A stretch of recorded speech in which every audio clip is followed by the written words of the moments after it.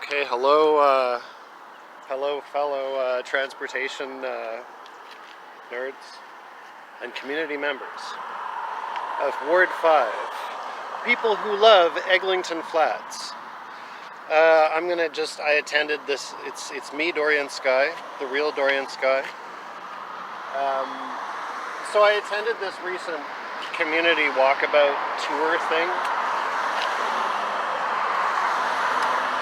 with the Metrolinx people for their is the Eglinton Crosstown West Extension project, right? Going in an elevated format through Eglinton Flats, across the Humber River, whatever. So they had this recent community meeting, and they presented their scheme and whatever. So now I know specifically what their plans are for these different places. And so right here I'm on the bridge at Eglinton, where it crosses the Humber. So way over there, that is Scarlett, right? Where Scarlett crosses Eglinton. So over there, their plan is, the station is actually gonna,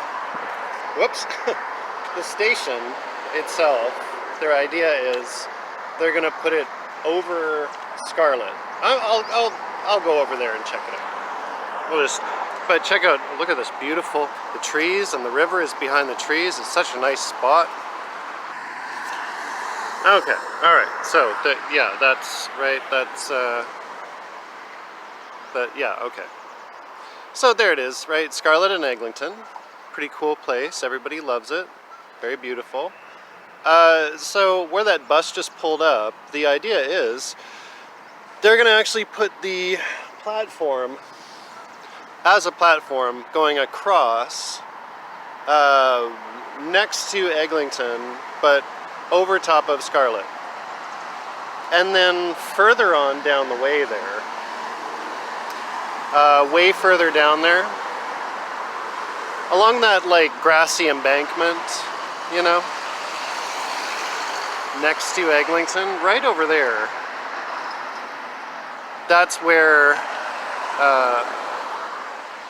the line is gonna like gradually go back underground. So it's underground, like where it crosses Weston Road. Then it pops out on this side of Piran Park, and then it's elevated the whole way to like past Scarlett here, and then it goes underground again. So that's their scheme. And then with this spot, the thing is, they'll be running it across the river, right, parallel to Eglinton. So a whole bunch of these trees that you see here are like definitely at risk. And you can see there's tons and tons and tons of trees in the area. They, will doubtless be working with the CRTC to try to like plant trees before they remove trees and all that kind of stuff. But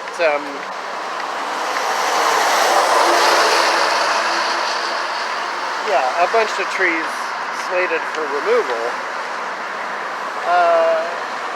because they're popping.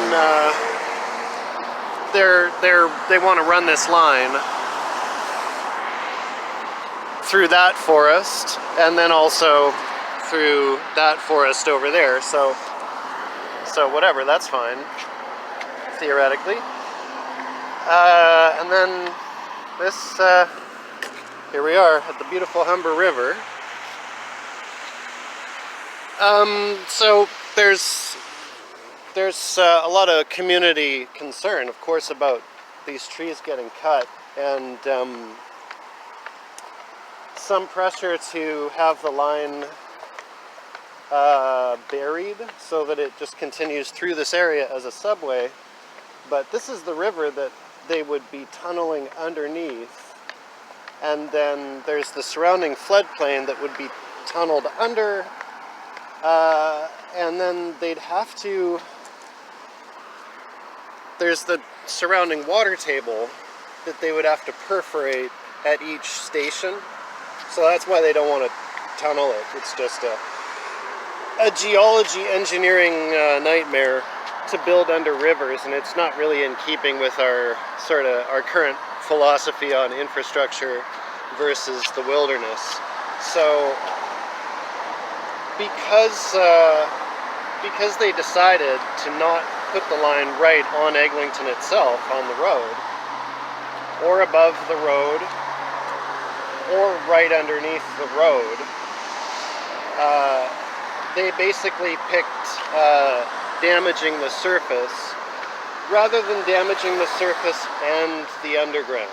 And also, there's a gas line right here, and I guess they didn't want to run a whole bunch of high vibration infrastructure right next to an underground gas line.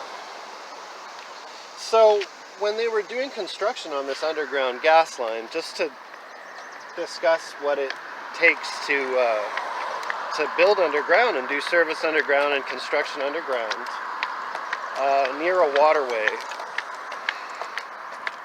when they were doing this recent round of construction on this gas line that goes through here, or some kind of pipeline, maybe it was actually a sewer line. Maybe I'm remembering it all wrong. It could have just been a sewer line. But that's probably what it was. Because they were doing construction all up and down this service path. And so they had to maintain a pit right in this spot for like a couple of years. So in order to keep it,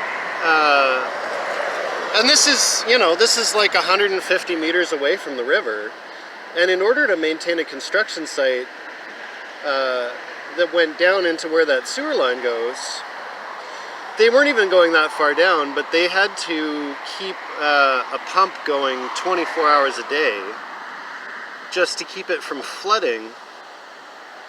And it was a pretty big diesel generator that was powering that pump. Like, it was massive, just for not even that big of a construction site.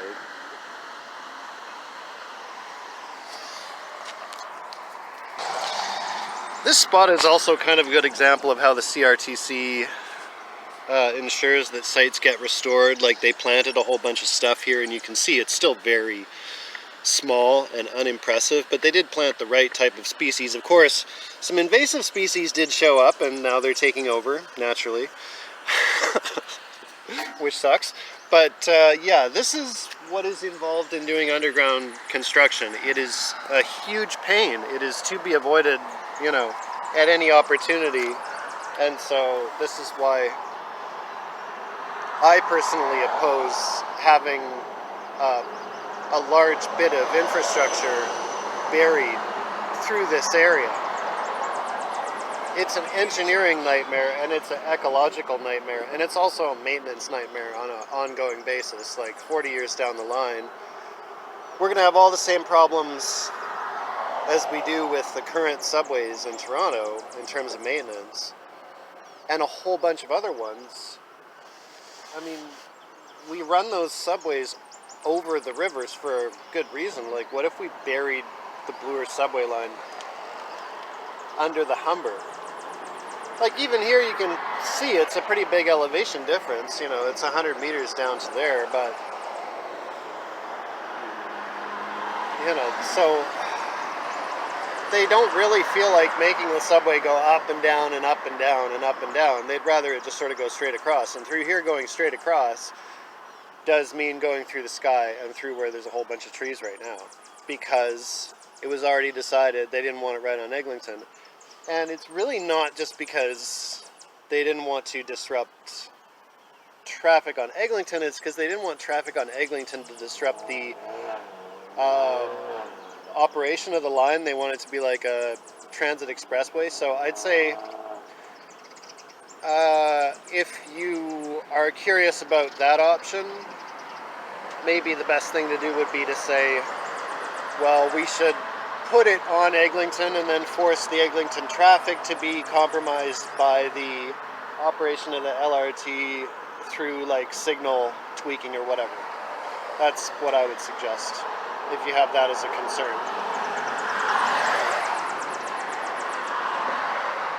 So if your big concern is geology, and you're willing to get back into the 3-year-old conversation of how the line should be elevated, then I would suggest advocating that it be right on Eglinton itself, and just make whatever sacrifices to driving traffic are necessary, because Eglinton has a lot of extra capacity. It's not really subject to congestion through the whole project area. So, and this is what city staff were saying back in the day. So anyway, through this area, their platform for the tracks would be running parallel to this bridge here, taking up about, I think, 15 meters of space, maybe somewhere between 10, 15, or 20 meters of space. And then they'd be maybe 10 meters away from this bridge. So this first line of trees here could probably stay, but then the trees behind it would have to go. So I'm going to go underneath here and show you what it looks like down there, because it's really beautiful. Okay, so here I am filming and cycling at the same time. That's great. That's got to be safe, right? So this is another one of the construction sites. I'm just north of the bridge here, by the way. This is one of the on the east side of the river. This is another one of the sites that they had to open up for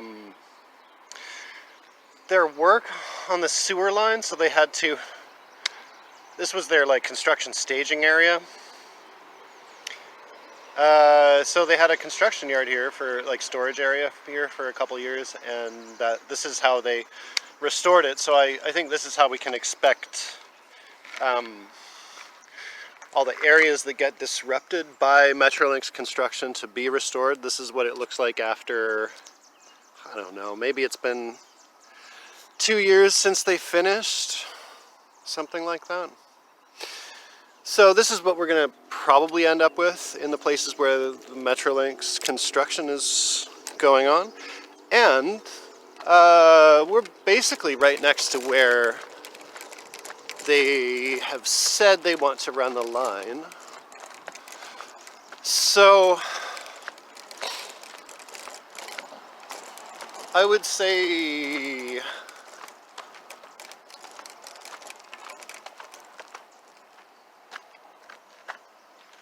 maybe here is where they would run the line through, where those trees are, right? And then trying to avoid removing those trees, maybe? Or through here, sort of, and just cutting a hole through this forest. You can see all those apartment buildings in the distance here. So maybe cutting a 15-meter wide hole through this forest and then running pillars like that. This is apparently their plan. This is this beautiful service road that runs along the river here and through this forest. It's really lovely. So there's concern about like wildlife in the area, because this is habitat to deer. Like a whole, you know, I'm not going to stand here and list all the species that rely on these trees and stuff. So I'm not a biologist, but just having hung out in these areas a lot, I think what I found out about the deer is that they tend to have a lot of different places to live. So they can handle a disruption like this. They can handle having a piece of forest turned into a meadow with a LRT running across it. The construction situation, they might, like, if they don't have at least some spot to cross over it at night, that's going to be a big problem. I'd say, like, for the deer, in terms of the official Metrolinx plan, the finished product is not going to wreck their lives, but the construction situation might wreck their lives. So that's what I think we should be trying to talk about mitigating is where they want to set up their construction yards. And there's a real disturbing one at the end of this tour, so stay tuned for that. This is where that's where the Metrolinx tour started, and we didn't really get beyond there because everybody was so outraged about well, a lot of people in the crowd were really outraged about the trees there and wanted to discuss that because that was their like main concern, was Huron Park and Fergie Brown Park. So I'll be getting to that further along in the video. Next we're going to check out the area between Jane and here. Then we'll go to Jane. But yeah, this is where, you know, we'd be talking about a construction site for a long time, and then pillars and SkyTrain type of thing going through. Alright, so here I am at Emmett.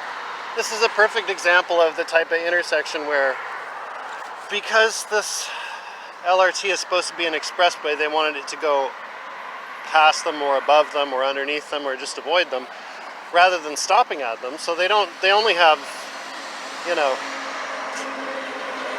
they have like a few stations along the way. So you gotta connect with some main other transportation route. So they'd be running the LRT basically through where this sign is, either probably not to the left of it, probably to the right of it, maybe along the edge of where these trees are, removing some of them, or in the middle of where these trees are, or trying to get to the right of where these trees are. So somewhere through these trees, they're gonna have to, or on either side of them, they're gonna have to cut a path. And I didn't quite get the exact position of that, so sorry about that. Alright, so now here we are at Eglinton and Jane, right? So we are on the north side, on the west side of the north side, and the plan is to put the station right above me here, or the platform, and then I guess station elements on either side.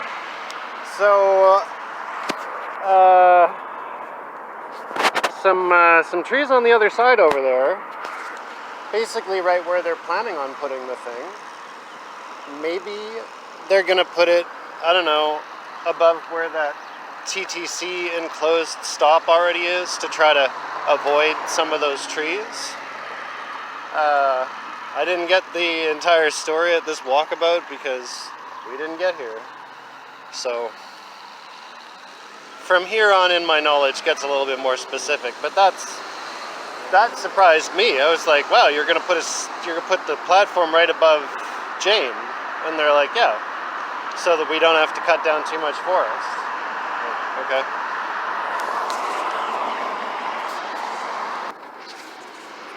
Well, shoot, I just crossed the intersection and kind of concerned to see this in the new bikeway.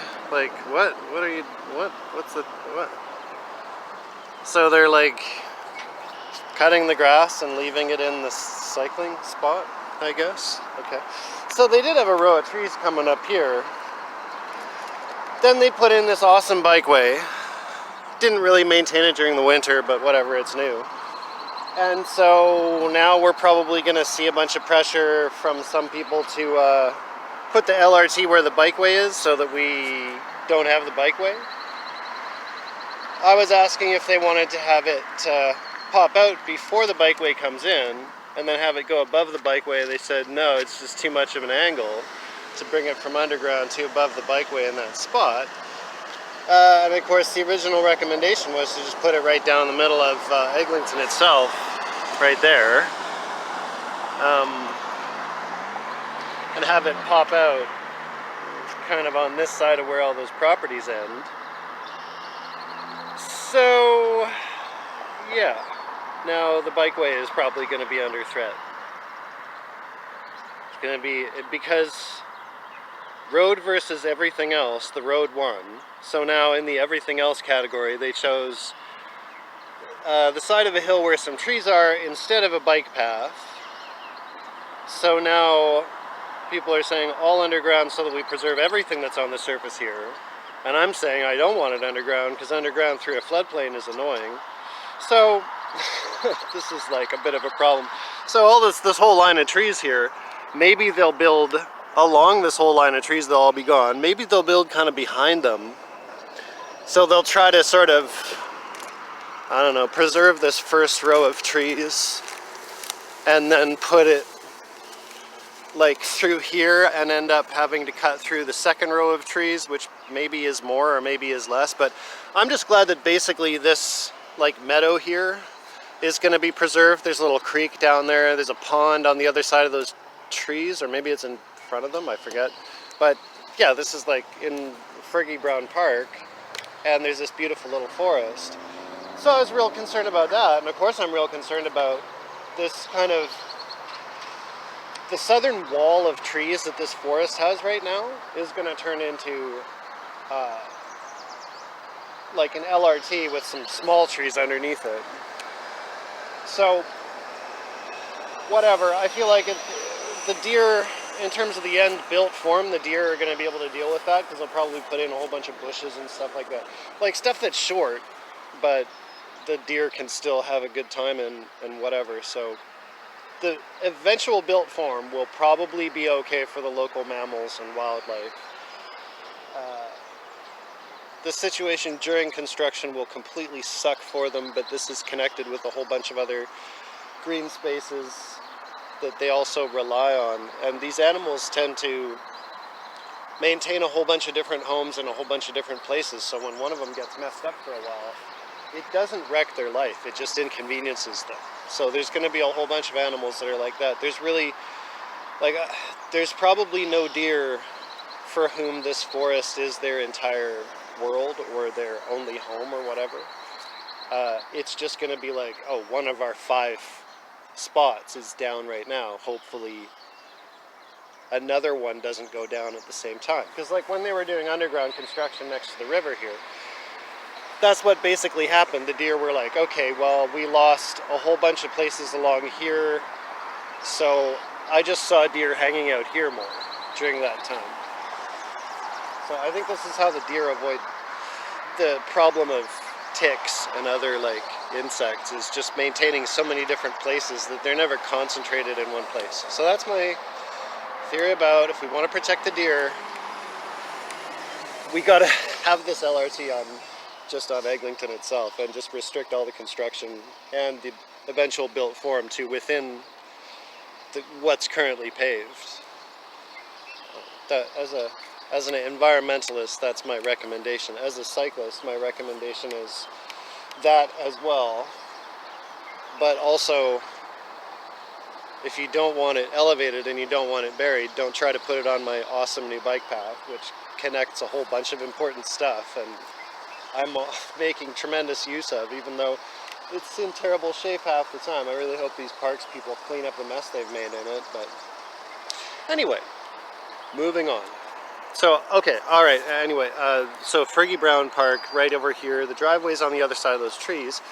They're gonna take over that driveway and shut down access to Fergie Brown Park, either completely or for some times, and then eventually they're going to build a couple more driveways, so you're going to actually end up getting into and out of Fergie Brown Park in your car in 1 or 2 different other places that are a bit closer to Jane, and maybe one that's further away from Jane.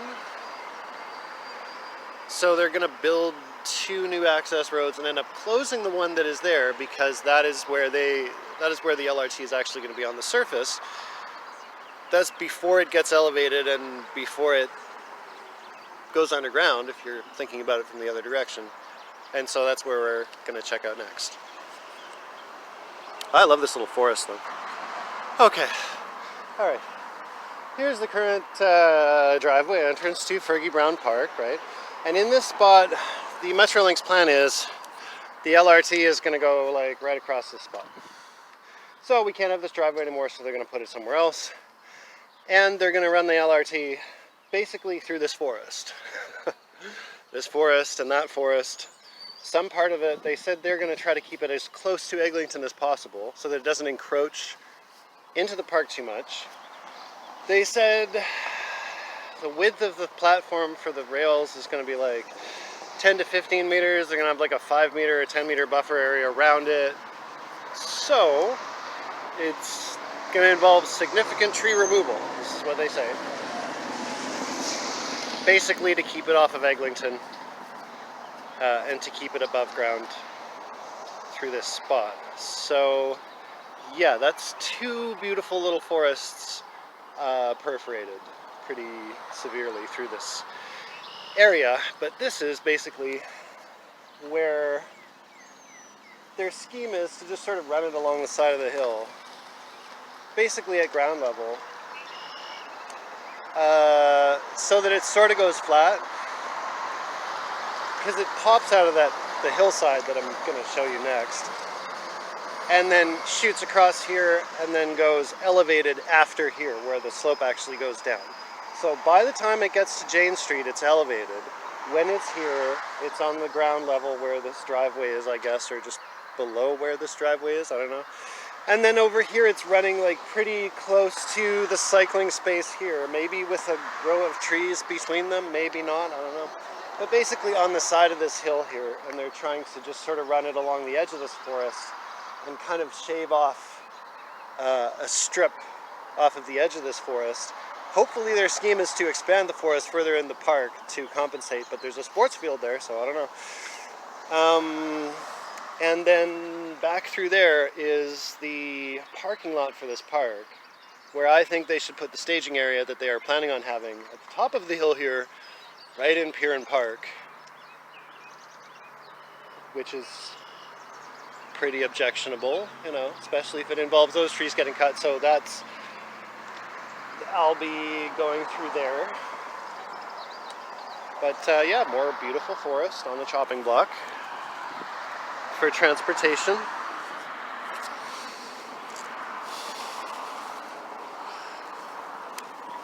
But the forest isn't really on the chopping block for LRT transportation. It's more on the chopping block for driving transportation, because the idea was we want to put it there on Eglinton, but we'll end up putting it through a forest in order to avoid the driver conflicts with the LRT, because they didn't want to try to get the LRT to supersede the driving situation, and they didn't want the driving situation to impact the LRT. So this forest or this cycle track is going to be the victim of that that avoidance of that conflict. So, I mean, you can say we lost a beautiful forest to the LRT, but in the end, if we lose part of this beautiful forest, it's going to be to Eglinton Road itself as a driving-only road.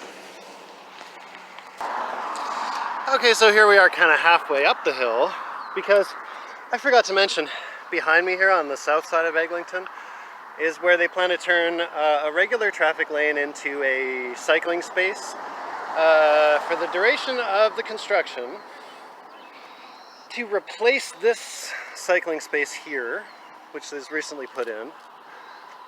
And then they are going to rebuild the parts of this facility that they end up messing up, but generally they're going to use it as a construction staging utility area road. And so, yeah, the cycling stuff is going to just be on the south side of Eglinton all the way through here instead of switching to the north side through this part. They're going to run that cycle track, like temporary cycle track, all the way over to Keelsdale.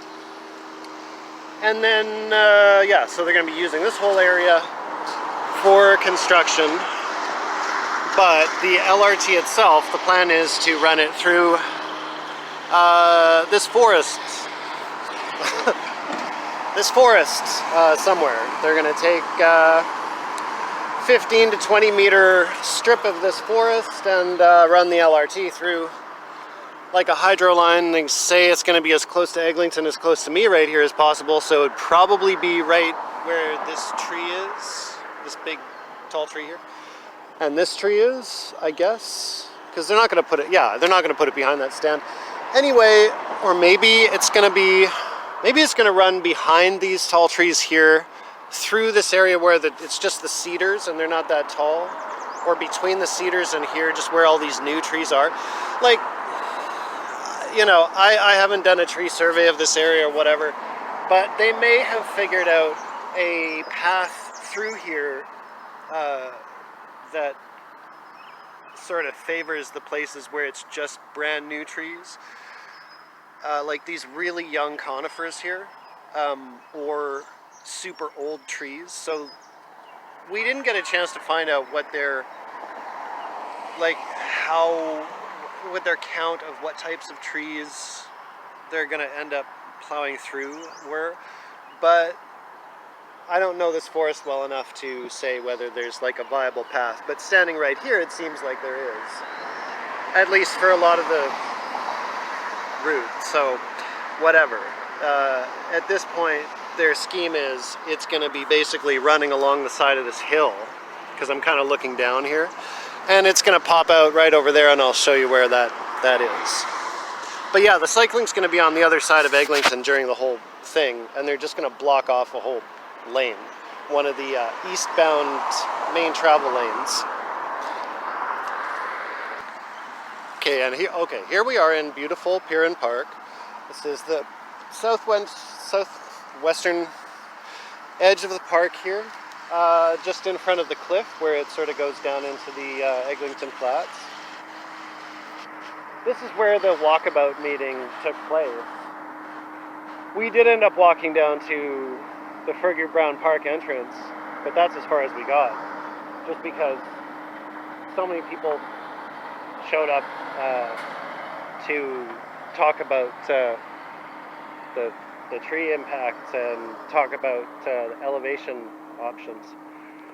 So during that whole thing, I managed to take Sean, the engineering guy, aside, ask him where specifically this is supposed to go, because I thought it was going to be popping out like way over there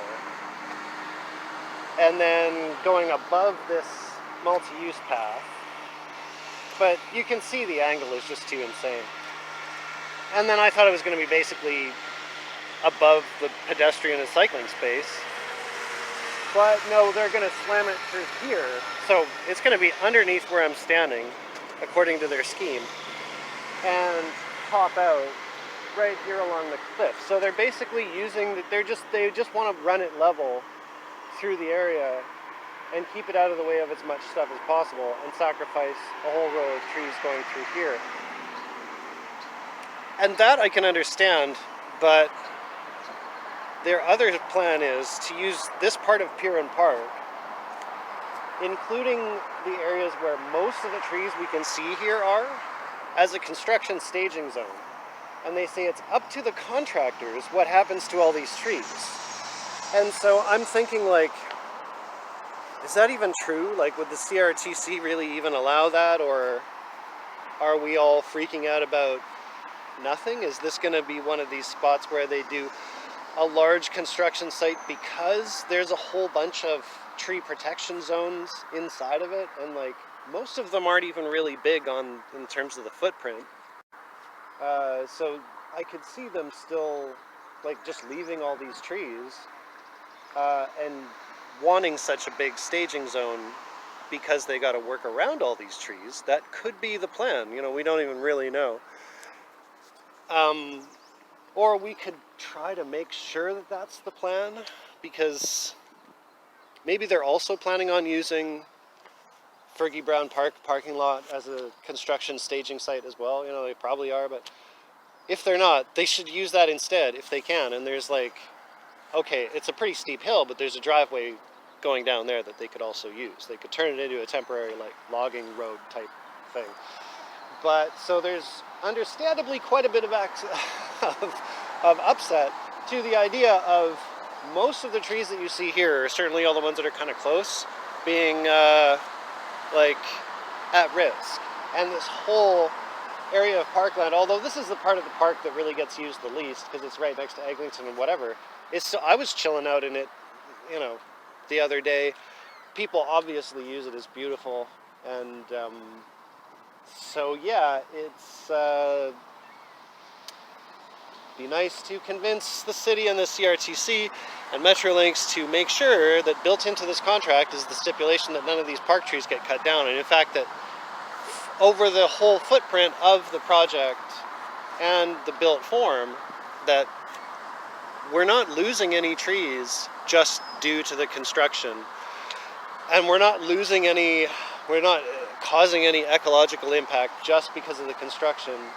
This would be my real wish, is to just see all of the physical impacts just being the ones that are necessary for the eventual built form, for the final permanent product, and nothing else. I don't want to see a huge buffer area around this project that was cleared out just in order to make it easier to build. Like, I understand why that would be good to do, but it's trees. If we're going to try to protect traffic,